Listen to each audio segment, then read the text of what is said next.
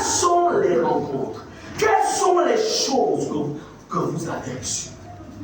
Que vous avez dû apprendre? Pensant que c'était pour votre bien, alors que de manière inconsciente, vous étiez en train de vendre quelque chose qui était rattaché à votre destinée. Le mystère des rencontres. Alléluia. Dis, Seigneur Jésus. Seigneur Jésus. Seigneur Jésus. Seigneur Jésus. Je te prie ce matin Je te prie ce matin de réveiller ma mémoire. de réveiller ma mémoire. Faire remonter, Seigneur, Faire remonter, Seigneur, dans ma mémoire, dans ma mémoire tous les souvenirs, tous les souvenirs, tous les chemins tous les chemins par lesquels je suis passé, par lesquels toutes les rencontres que j'ai eues, toutes les rencontres que j'ai eues, mais qui étaient des rencontres négatives, négatives, des rencontres piégées, des rencontres parce que ce matin, parce que ce matin, je veux les désamorcer en ton nom. Je veux les désamorcer en ton nom. Saint-Esprit, Saint-Esprit, ouvre mes yeux, ouvre mes yeux. Je veux voir, Seigneur, au nom de Jésus. Amen. Amen. Les enfants, les jeunes. Le problème avec les jeunes, les enfants, c'est qu'ils sont tellement naïfs. Ils croient à tout. Il suffit qu'un ami du quartier l'amène chez le Malien pour prendre un bon chocolat, à toi les prises, et puis il va dire, ça c'est quelqu'un, c'est un bon ami celui-là. Mais derrière ce bon chocolat, il y a un piège. Attention les enfants. Attention. Faites attention. N'acceptez jamais. N'acceptez pas ce qui ne vous a pas été donné à la maison. Les enfants d'aujourd'hui sont un peu différents de ceux de notre époque. Quand on était jeunes, on mangeait difficilement dehors. Déjà, quand tu manges dehors, sache que quand tu rentres à la maison, tu as une bonne bastille qui t'attend. Mais c'était important parce qu'au moins, ça permettait de discipliner. Ça évitait aussi de ne pas recevoir la sorcellerie. Combien d'enfants ont été gaspillés par certains membres des familles, pensant que la nourriture qu'ils te donnent parce que c'est tonton, tantine ou autre, alors qu'il est en train de détruire ton avenir parce qu'il est jaloux de toi. Il sait ce que tu deviendras demain. Je ne veux pas dire que c'est de manière généralisée, non. Mais cependant, il y a certains qui sont à l'origine de la destruction ou qui ont été à l'origine des blocages et de la destruction des enfants des autres. C'est pourquoi, chers parents, maintenez votre vigilance sur vos enfants. Maintenez votre vigilance sur votre prudence. Amen. Amen. Et aujourd'hui, c'est même plus, ça ne se limite plus au niveau des familles, même l'ami à côté, le voisin à côté. Oui. Même le voisin à côté.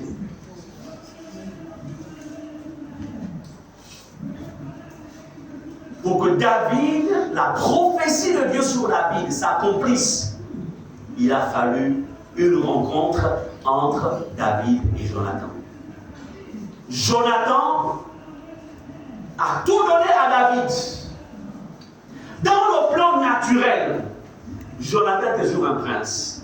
Mais dans le plan spirituel, il était dépourvu de cette portion de prince. Ça avait été déjà transféré. Dans le plan naturel, tu es une belle jeune femme. Oh ben, quand on te voit. Mais dans le plan spirituel, tu es vieillard de 80 ans. C'est pas ce vieillard existe. Tu es vieillard.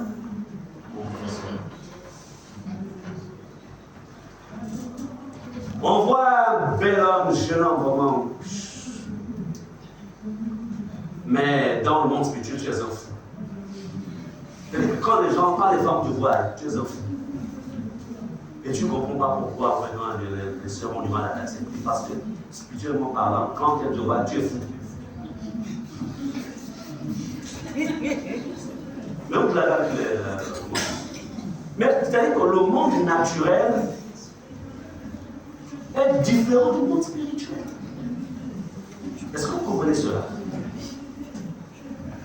Il y a des personnes qui portent un masque de vieillesse.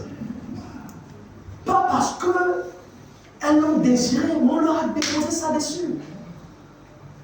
D'autres, on leur a mis un masque de boulou-boulou. Comme ça, boulou-boulou, non? Boulou-boulou. Une personne qui n'est pas posée. Une personne qui n'est pas posée. Qui n'est pas posée. Merci pour ce bon professeur. Voilà pourquoi il faut d'abord traiter la chose dans le plan spirituel. Et voyez-vous, puisque Jonathan avait perdu la position de prince dans le plan spirituel, la seule chose qui restait dans la vie de Jonathan, c'était la mort. Parce que s'il aurait conservé sa position de prince sur le terrain du combat, il n'allait pas mourir. Dieu aurait préservé. Vous comprenez cela? C'est pour dire quoi? Faites attention avec les rencontres. Il y a des personnes qui paraîtront gentilles à votre égard. En vérité, elles recherchent ce que vous savez. Il suffit que vous leur ouvriez en fait votre espace privé. Votre espace privé. On n'ouvre pas l'espace privé à tout le monde. Et je peux vous dire une chose. Chacun d'entre vous, vous avez un espace privé. Amen. Le pasteur Muriel, avant que je la rencontre, dans la dimension spirituelle, je voyais souvent autour d'elle, il y avait en fait un cercle que je ne pouvais pas traverser. J'étais pasteur, elle était servante, elle servait déjà le Seigneur à Libreville. Mais dans nos relations de serviteur à servante, il y avait toujours un cercle qui faisait en sorte que je respecte sa personne. Et elle aussi, elle voyait ce cercle aussi. Est-ce que vous comprenez cela? Il y a un cercle privé autour de chacun d'entre nous. Et ce cercle-là que Dieu avait mis autour d'elle faisait en sorte que je ne peux même pas la convoiter. C'est-à-dire qu'elle émanait une certaine force spirituelle qui faisait en sorte que tu ne pouvais même pas convoiter. C'est-à-dire que malgré tous les démons que tu pouvais avoir, les démons s'inclinaient devant elle. Donc ça, je le dis parce que j'ai vécu, ce n'est pas que je t'ai possédé, hein, que je suis en train de vous faire comprendre que quand on a une auréole autour de soi, en fait, il y a quelque chose que tu ne peux pas traverser en fait. Maintenant, lorsque le Seigneur me convaincra que c'était elle qu'il avait placée sur mon chemin pour qu'elle devienne mon épouse, la première chose que je vais constater, c'est que Dieu va retirer en fait cette protection. Et puis au moment j'ai dit, mais qu'est-ce qui se passe? Pourquoi je ne vois plus cette sécurité? Et Dieu me dit, je l'ai retiré pour que tu puisses avoir accès à à sa proximité et que Dieu lui dise ce qu'un homme doit dire à une femme quand il veut une femme. C'est moi qui ai permis cela. Est-ce que vous comprenez cela? Et c'est là maintenant que je la vois maintenant comme la princesse des princesses. Et puis paf, j'envoie le missile.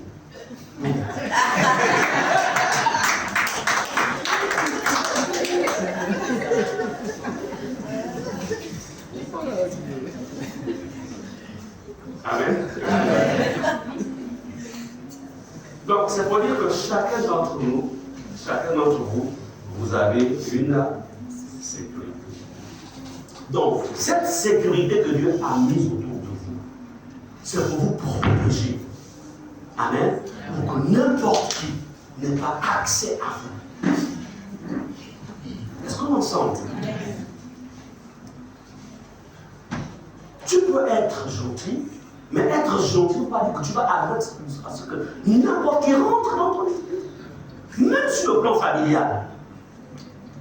Il va toujours y avoir une sécurité. Parce que tu es un homme de Dieu. Tu es une femme. On n'est pas homme de Dieu parce qu'on est pasteur.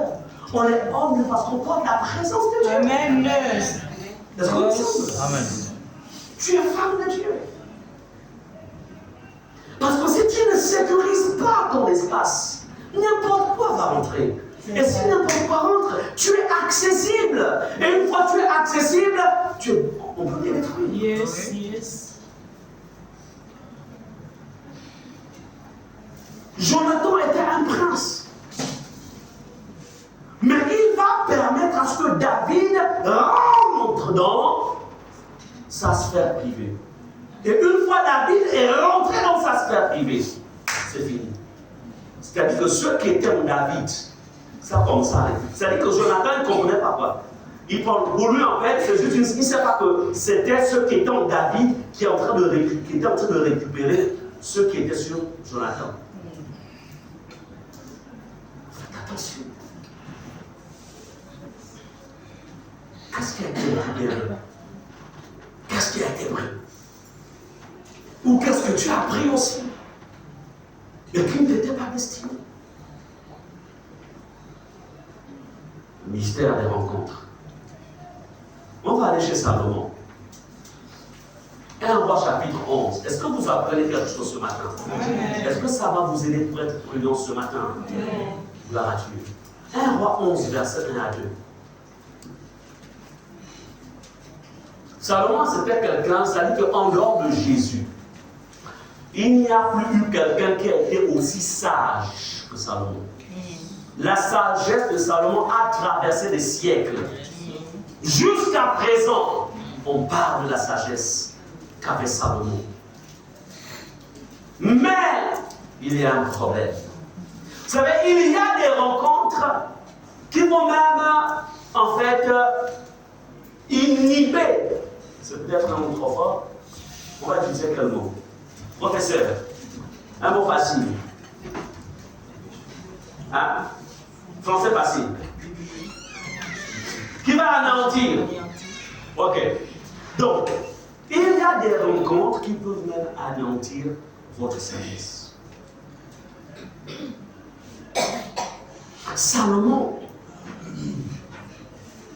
la Bible dit au verset 1 à 2, le roi Salomon aima beaucoup de femmes étrangères. Outre la fille de Pharaon, des Moabites, des Ammonites, des Édomites, des Sidoniennes, des Hétiennes, verset 2, appartenant aux nations dont l'Éternel avait dit aux enfants d'Israël, vous n'irez point chez elles, et elles ne viendront point chez vous. Elles tourneraient certainement vos cœurs du côté de leur Dieu. Ce fut à ces nations que s'attacha Salomon, entraîné par l'amour. On ajoutera entraîné par la convoitise. Écoutez, Salomon, dans la loi de Dieu, il n'était pas permis à un Israélite, à un juif, d'épouser une femme qui ne l'était pas, qui n'était pas juive. Salomon a aimé Dieu à un certain moment de sa vie. Salomon, il est celui en fait qui va construire le temple de l'Éternel. Salomon n'était pas n'importe qui. C'était un homme respecté d'une stature exceptionnelle. Lorsque, tel que Salomon fut le choix de Dieu pour succéder à David.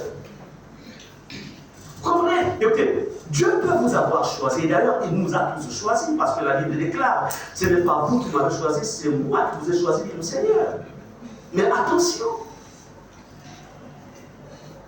David, plutôt Salomon, va ouvrir son cœur, c'est-à-dire que va permettre à ce que son cœur s'ouvre à tout ce qui n'était pas conforme aux lois de Dieu.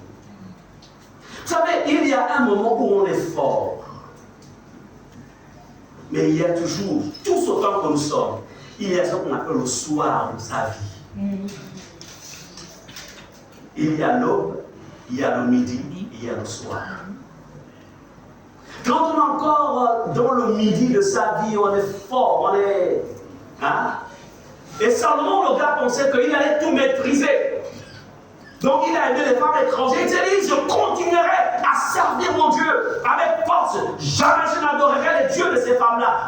les prend comme femme. Mais Salomon avait oublié qu'il y a toujours ce qu'on appelle le soir de la vie. Là où la force qui était la tienne commence à s'affaiblir. Là où la rigueur commence en fait à s'issurer. Faites attention. Il y a des rencontres que vous ferez aujourd'hui, mais qui seront des pièges pour vous au soir de votre vie. Il y a des unions que vous ferez aujourd'hui, qui seront votre force au soir de votre vie. Attention. Alors, Salomon, ayant ouvert son espace privé aux femmes étrangères, on les appelle, elles étaient toutes des concubines. Écoutez ce que dit le verset 4. À l'époque de la vieillesse de Salomon, c'est-à-dire il n'est plus fort, il a commencé à faiblir. Au soir de la vieillesse, à l'époque de la vieillesse de Salomon, ces femmes inclinèrent son cœur vers d'autres dieux, vers des dieux qui n'étaient pas des dieux. Et son cœur ne fut point tout entier à l'Éternel, son Dieu, comme l'avait été le cœur de David, son père. Il y a des amitiés. Aujourd'hui, peut-être, ça ne semble pas être un piège pour toi. Mais 20 ans plus tard, cette amitié causera ta chute. Il y a des partenariats qui aujourd'hui ne semblent pas être des pièges. Mais 10 ans plus tard, tu diras, qu'ai-je fait? Mais il sera trop tard. Bien-aimé, le ministère des rencontres. Dans chaque rencontre, il y a un esprit derrière. Ce n'est pas seulement deux personnes physiques qui se rencontrent. C'est deux esprits aussi qui se rencontrent. C'est deux esprits qui décident en fait de marcher ensemble. C'est deux esprits qui décident en fait de faire le business ensemble. C'est deux esprits. L'homme est spirituel. Et si l'autre n'est pas dans la même dimension que toi, ça va être un piège. Maintenant, peut-être tu contrôles et tu maîtrises. Mais 20 ans plus tard, lorsque tu seras tombé et que ce sera quelqu'un d'autre qui devra te mettre la ceinture,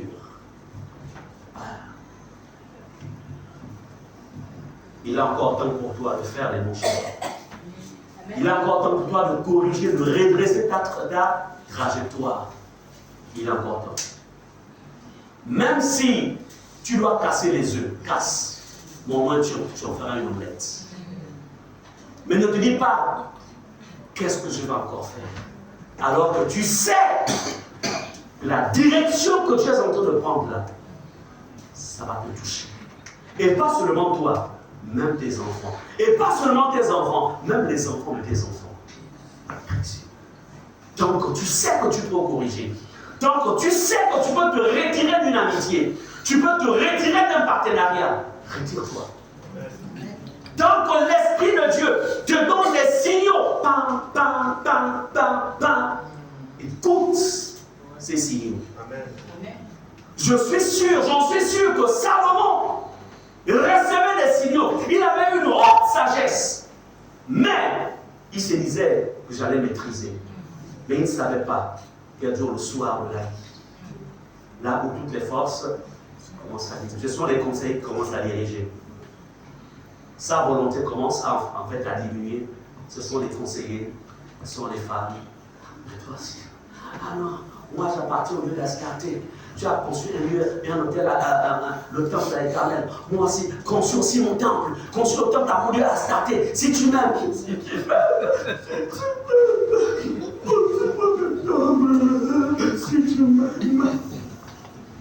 Le cœur de Salomon va être touché. Il dit ok, moi je vais te construire un temple aussi pour ton Dieu. Après l'autre aussi, la Sidonne dit si tu as construit un temple à la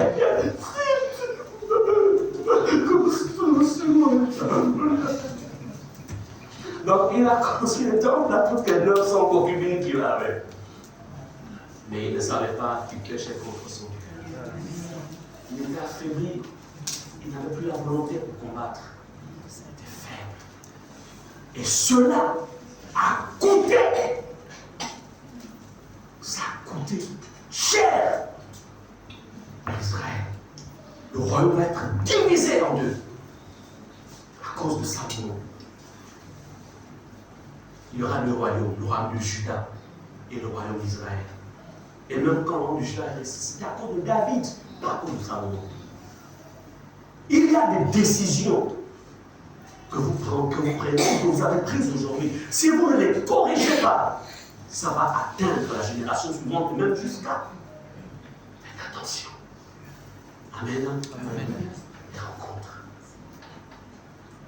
Corrigez ce que vous pouvez corriger. Corrigez. Bien-aimés, je vais prendre un dernier exemple. Et ensuite, nous allons prier. 1 Samuel 19, versets 19 à 24. Alors, ici, on repart chez Saül, le roi Saül. Alors lui, puisque l'Esprit de Dieu s'était retiré de lui, il était devenu en même temps aussi un meurtrier, il cherchait à tuer David. Alors on le rapportait à Saül en disant, voici David est à Najoth, près de Rama. Saül envoya des gens pour prendre David. Ils virent une assemblée de prophètes, donc les mercenaires que Saül avait envoyés, en fait, rencontrèrent une assemblée de prophètes qui prophétisaient, ayant Samuel à leur tête. L'Esprit de Dieu saisit les envoyés de Saül et ils se mirent aussi à prophétiser eux-mêmes. Alléluia. Est-ce que vous comprenez cette histoire? Donc on envoie des mercenaires, on dit allez-y nous attraper Ersan. Mais Ersan est en réunion de prière dans un endroit où il y a une forte onction. Et ce qui va se passer, c'est que lorsque les mercenaires rentrent dans la présence d'Ersan, ils commencent à prophétiser. Vous voyez un peu le... Et la mission est abolie par la gloire et la présence de Dieu qui, en fait, environne Ersan. Est-ce qu'on est ensemble? Amen. Des rencontres. Ils ont un mandat d'arrêt. Mais le fait de se retrouver dans un espace qui était chargé de la présence de Dieu, il devient des prophètes temporels. Il commence à prophétiser. Alléluia. Il commence à voir des choses. Ah, David, tu es le roi d'Israël. Non, Saül, Dieu l'a abandonné. Amen. Amen. Des rencontres. Écoutez, si de manière positive, c'est-à-dire quand on rencontre des personnes qui craignent Dieu, et puis ceux qu'eux ils ont se connectent à nous, qu'en est-il aussi des personnes qu'on rencontre, mais qui ne sont pas de Dieu? En fait, ceux qui le sont aussi peuvent se connecter aussi à nous. C'est pourquoi, regardez un peu Jésus. Jésus, quand il vient, les pharisiens, il y avait des grands prêtres, il y avait des saints, c'est-à-dire qu'il y avait cette classe-là qui étudiait les prophéties. C'était la classe ecclésiastique de l'époque. Mais Jésus savait que s'il se mêlait à ces gens-là, en fait, ces gens-là devaient diluer quelque chose de lui. Jésus ne se mêle pas aux pharisiens. Il ne se mêle pas au souverain sacrificateur. Il ne se mêle pas, en fait, à la classe ecclésiastique. ils se mettent, en fait, à tous ceux qui géraient la religion judaïque. Ils ne se mettent pas. Amen. Parce qu'ils connaissaient la puissance, la force qu'il y a dans les rangs. Jésus se met à part. Parce qu'il savait que ces gens-là, en fait, n'étaient pas des personnes qui glorifiaient son Père. Ils étaient devenus des corrompus. Ils n'avaient plus rien à voir avec les voix de Dieu. Ils avaient tordu le message de Dieu. Il dit, moi je ne veux pas voir les choses. Et il arrive parfois que Dieu vous ouvre les yeux. Il ouvre vos yeux sur les réalités spirituelles de certaines personnes. Et malheureusement, bon, je ne suis pas là pour juger, de toute façon, Dieu. Ah bon. Tu marches avec un menteur, tu marches avec un fornicateur, tu marches avec quelqu'un qui ne respecte pas les autorités, tu marches, mais tu vas te faire mal. Tu te feras mal. Est-ce que vous comprenez cela? Là, on se rapporte des élections. Là. Quels sont les discours que les gens vous avez dans vos bouches? Chrétiens. On prie pour nos pays, on prie pour les autorités, on prie pour que les choses se passent bien. Mais il y a encore des chrétiens, parce qu'ils ont reçu ils ont lu peut-être dans Facebook ou je ne sais pas dans quels réseaux sociaux des choses, et puis on va commencer à dire, ah voilà, quand je pensais, hey! Lorsqu'on est enfant de Dieu, moi je vais vous dire une chose. Vous savez lorsque Jésus est arrivé, quand Jésus est arrivé sur la terre, est-ce que vous savez qu'Israël était sous occupation romaine? Vous savez ça? Est-ce que vous le savez? Israël était sous occupation romaine. Donc Israël était une colonie de Rome. Vous avez vu Jésus ouvrir la bouche contre les Romains? De Matthieu à Jean. Vous avez vu? Vous avez bien passé où Jésus suscite une insurrection par rapport à Rome? Vous avez vu? Non, mais lisons la Bible. Est-ce qu'on peut lire la Bible? Relisez votre Bible. Jésus est Dieu. Il est Dieu. C'est-à-dire que les gens piègent Jésus pour voir si en Jésus, il y avait un esprit d'opposition. Il dit Jésus, regarde là, est-ce qu'on a le droit de payer l'impôt à César? Est-ce qu'on a le droit? Jésus dit, apporte-moi une pièce. Cette pièce-là, de qui est l'effigie? César. Alors, donner à César ce qui est à César. Et à Dieu ce qui est à Dieu. Est-ce que vous comprenez cela? Faisons attention. Jésus a dit, mon royaume n'est pas de ce monde. Attention, ne nous trompons pas le royaume. Notre royaume n'est pas de ce monde. Est-ce que ça voudrait dire qu'on ne doit pas, en fait, on appelle ça, on ne doit pas remplir nos devoirs civiques? Non, on les remplit.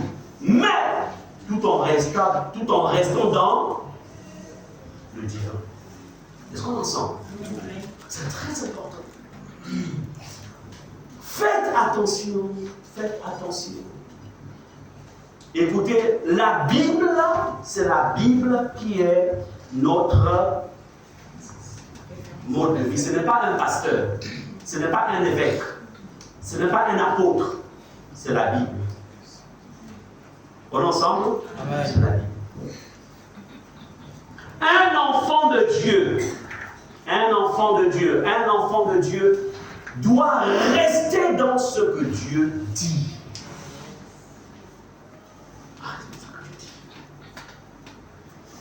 Toute autorité vient de Dieu. Ne l'oubliez jamais. S'il y a maintenant une mauvaise gestion des autres autorités, ça ne te regarde pas. Est-ce que vous comprenez cela? Ça ne te regarde pas. Mais toi, tu restes dans les principes divins. Reste dans la parole.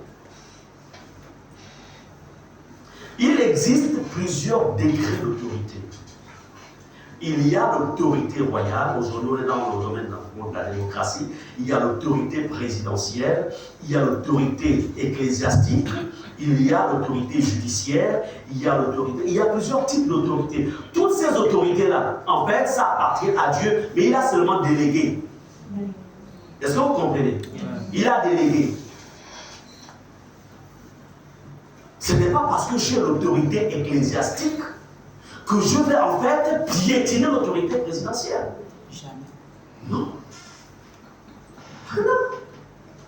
Ou que je vais me mettre en fait à... Non. Ce que lui, il a là, c'est Dieu. Et ce que j'ai, c'est Dieu qui m'a. Chacun a sa sphère. Et chacun rendra compte de la manière dont il a géré l'autorité qui lui a été donnée. Amen. Faites attention. Donc, restons dans la parole.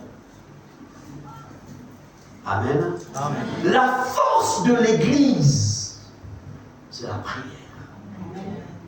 La force de l'Église, c'est la prière. La prière change l'ordre des choses. Pourquoi l'apôtre Paul dira qu'on doit prier pour tous ceux qui sont élevés en dignité? Vous savez les pressions qu'il y a sur quelqu'un qui dirige un État. Vous savez les pressions. Je ne suis pas ici pour être un partisan, mais je veux vous avertir pour que vous ne tombiez pas dans les pièges.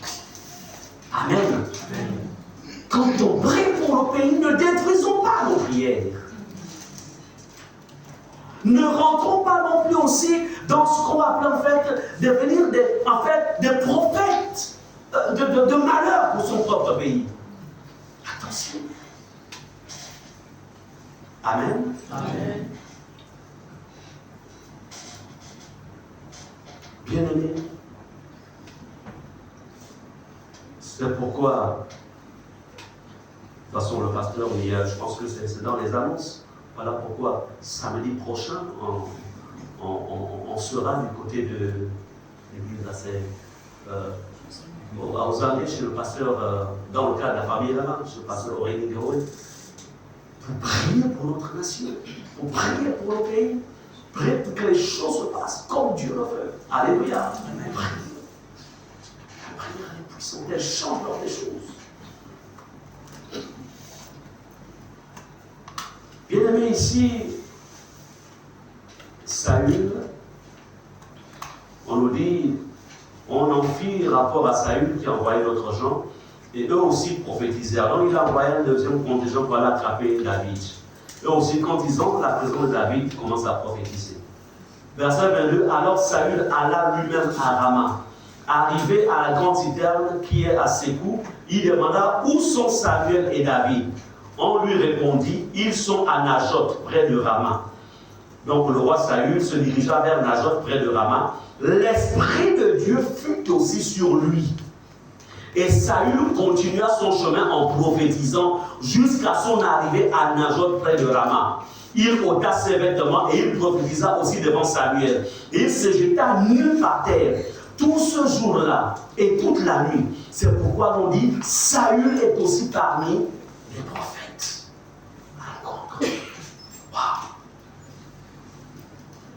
Le roi Saül veut arrêter lui-même, c'est bon, j'ai envoyé 3 contingents pour aller arrêter David, il n'arrive pas, moi-même je vais aller.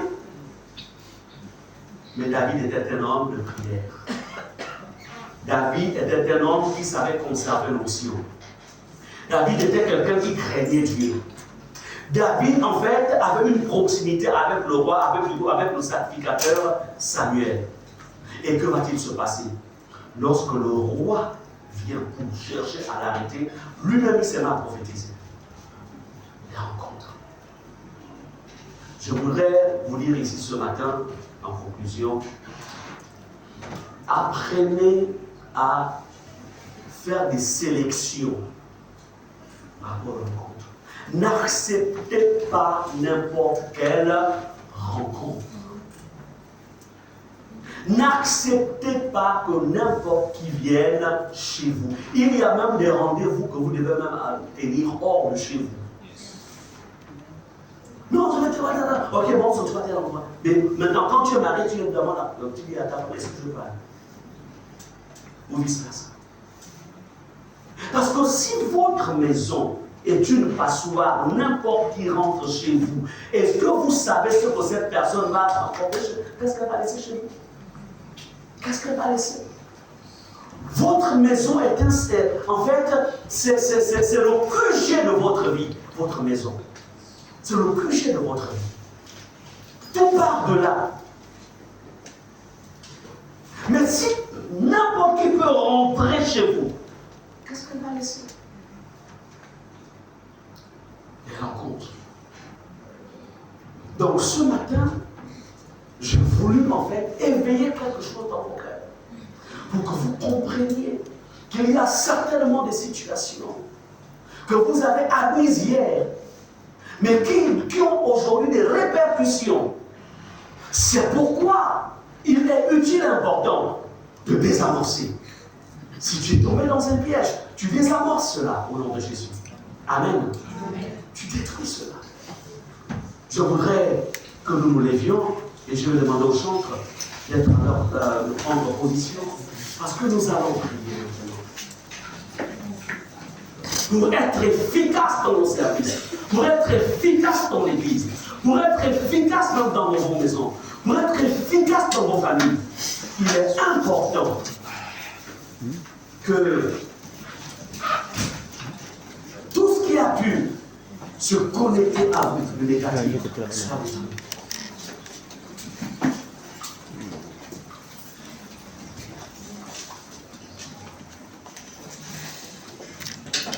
Fermons les yeux.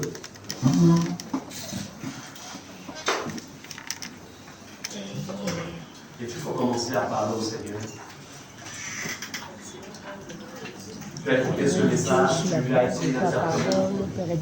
Tu peux dire, Seigneur, certainement j'ai été piégé.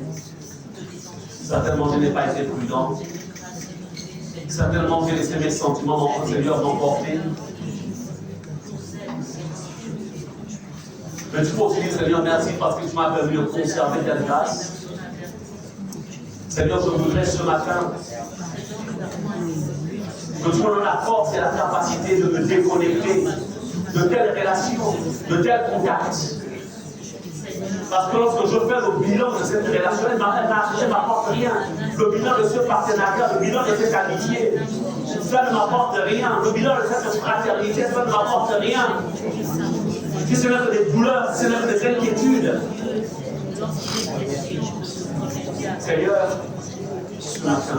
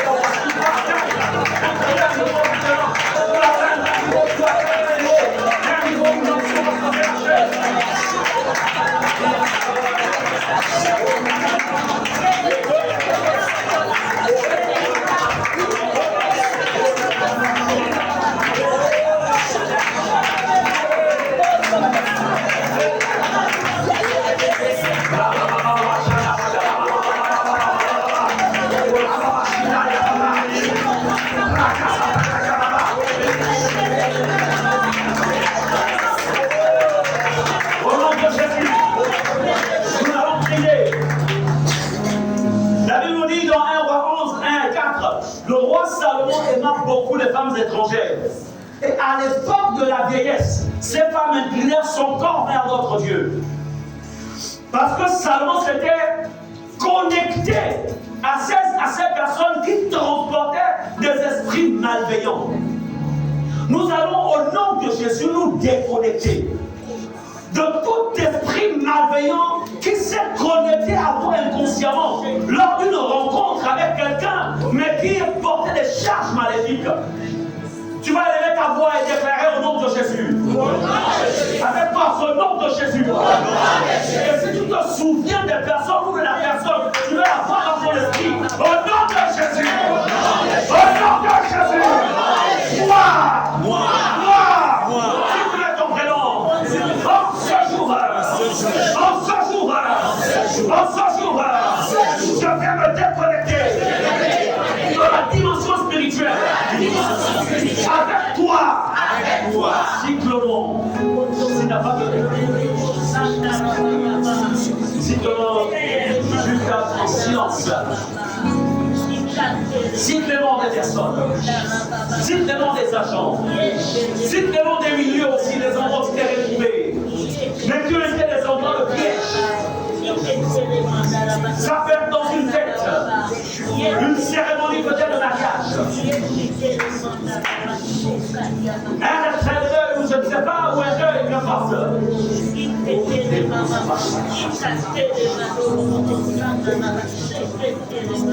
Au nom de Jésus.